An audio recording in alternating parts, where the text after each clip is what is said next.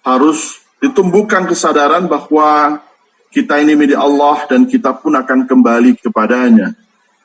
وَلَنَبْلُوَنَّكُمْ بِشَيْءٍ مِنَ الْخَوْفِ وَالْجُوعِ وَنَقْصٍ مِنَ الْأَمْوَالِ وَالْأَنْفُسِ وَالثَّمَرَاتِ وَبَشِّرِ الصَّابِرِينَ الَّذِينَ إِذَا أَصَابَتْهُمْ مُصِيبَةٌ قَالُوا إِنَّا لِلَّهِ وَإِنَّا إِلَيْهِ رَاجِعُونَ.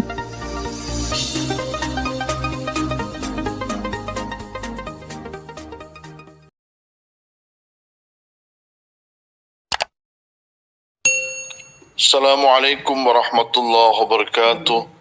Hamdan wa sholatan wa ba'du. Saudara-saudara, Tetapi yakinlah bahwa di balik pengorbanan kemanusiaan kita, maka tentu ada hikmah yang terbesar, ada nilai pengabdian yang besar, baik itu di hadapan masyarakat maupun juga di hadapan Allah Subhanahu wa Ta'ala. Karena orang yang menyelamatkan satu orang, maka otomatis dia itu sama dengan menyelamatkan manusia secara menyeluruh. Orang yang bisa menghidupkan satu orang, maka sama yang bersangkutan itu adalah menghidupkan manusia secara menyeluruh. Begitu pula dengan sebaliknya. Oleh sebab itu, bersyukurlah teman-teman punya tugas dan tanggung jawab kemanusiaan yang menuntut untuk memberikan pengabdian yang total untuk kepentingan kemanusiaan hari ini. Karena kita lihat bahwa pandemi COVID-19 masih belum menunjukkan tanda-tanda akan segera selesai dan hengkang dari bumi di Nusantara ini.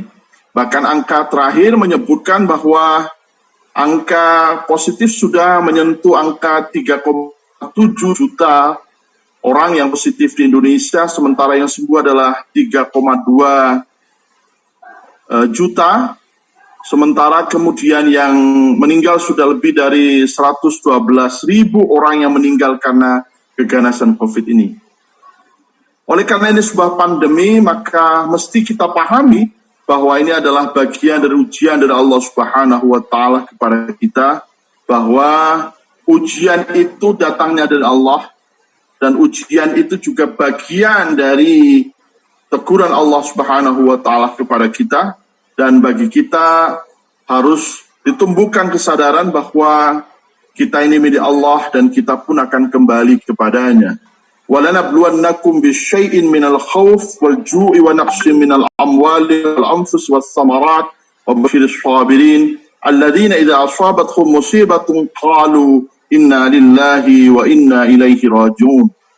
Sesungguhnya kita ini akan diuji dari ketakutan, dari kelaparan, dari hilangnya orang yang kita cintai, dari berkurangnya harta benda kita maupun juga tumbuhan.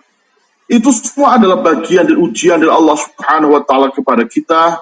Dan Allah menyampaikan bahwa sampaikan kabar gembira ketika orang itu mendapatkan ujian, yaitu mereka yang memandang bahwa inna lillahi wa inna ilaihi raji'un, sesungguhnya kita ini milik Allah dan kita pun akan kembali kepadanya. Bagi kita yang meyakini bahwa hidup ini adalah milik Allah dan kita pun akan kembali kepadanya, bagi kita musibah pandemi itu adalah kabar gembira untuk menguji kesabaran dan ketabahan, sekaligus juga meningkatkan hubungan vertikal dengan Allah Subhanahu wa Ta'ala.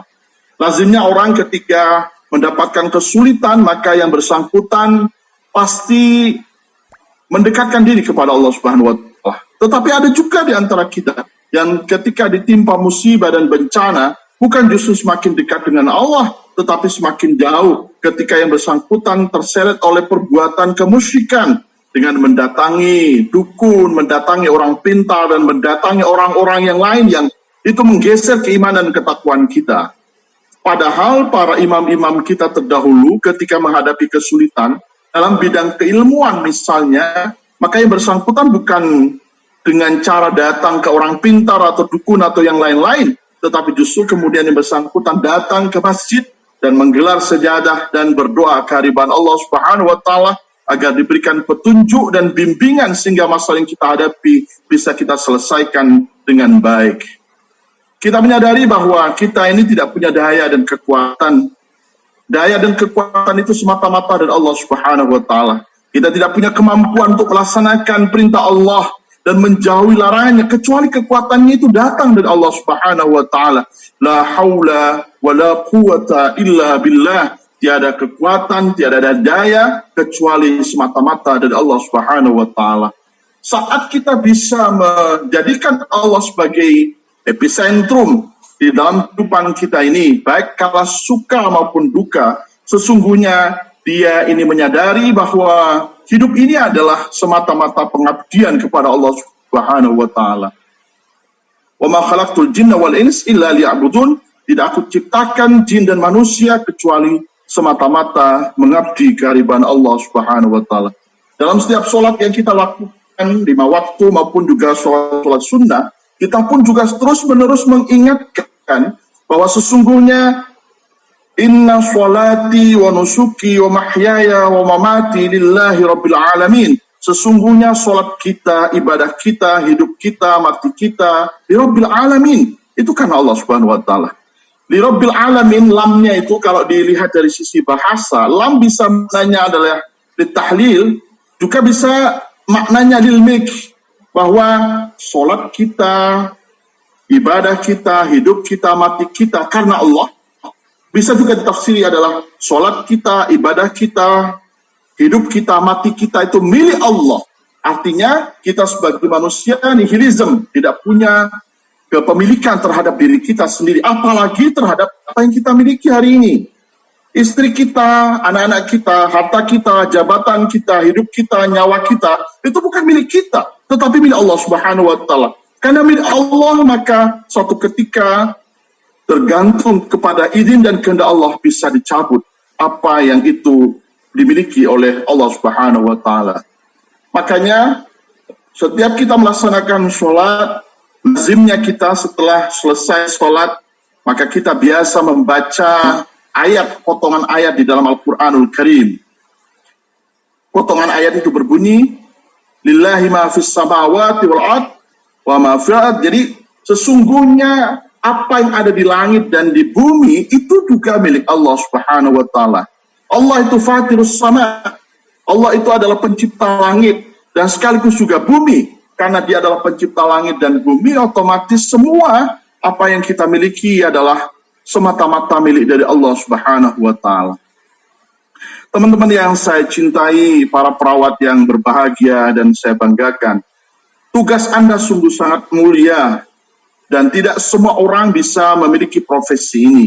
Banyak yang ingin menjadi perawat, tetapi banyak yang tidak kesampaian. Oleh sebab itu kesempatan ini adalah sarana untuk mengabdi dan beribadah. Satu nyawa yang kita selamatkan itu sama dengan ganjaran kita menyelamatkan seluruh umat manusia di muka bumi.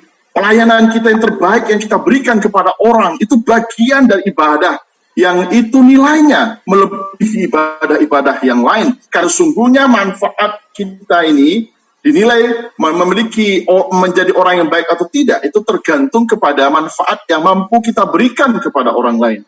Khairun nas anfa'uhum linnas, sebaik-baiknya manusia yang paling bermanfaat terhadap orang lain. Pertanyaan yang muncul kepada kita adalah, siapa yang paling bermanfaat terhadap orang lain?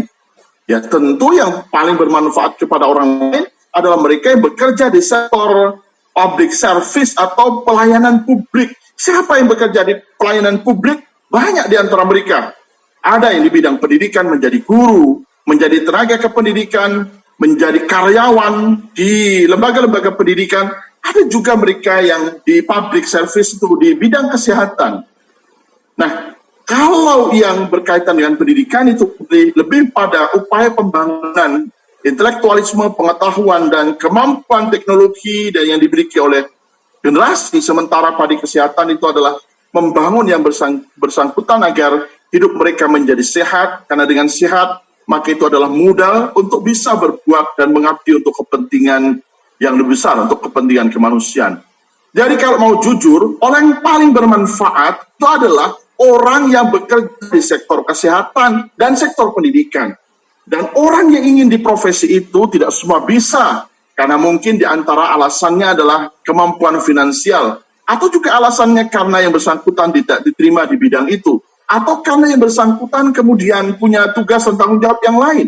Maka berbahagialah teman-teman, para perawat, yang berhimpun di Persatuan Perawat Nasional Indonesia mengabdi di profesi ini. Ini adalah sebuah profesi yang sangat mulia. Ibadah Anda itu adalah di kemanusiaan itu. Dan itu nilainya melebihi sholat, melebihi puasa, dan melebihi yang lain-lain. Yang itu sebuah dharma bakti untuk kepentingan yang lain, sehingga kita menjadi orang yang bermanfaat terhadap sesama manusia. Mudah-mudahan Allah Subhanahu wa Ta'ala memberikan kita semua kekuatan lahir dan batin untuk memberikan pengabdian yang terbaik, sehingga kita ketika dipanggil oleh Allah Subhanahu wa Ta'ala, kita kembali dengan penuh senyuman karena kita telah memberikan pelayanan yang terbaik sebagaimana diajarkan oleh Rasulullah SAW, oleh para ulama, oleh para kiai dan ustadz kita dan guru ngaji kita, sehingga kita ini menjadi orang yang paling baik di antara orang-orang yang lain. Wallahumma muwaffiq ila aqwamit thoriq. Wassalamualaikum warahmatullahi wabarakatuh.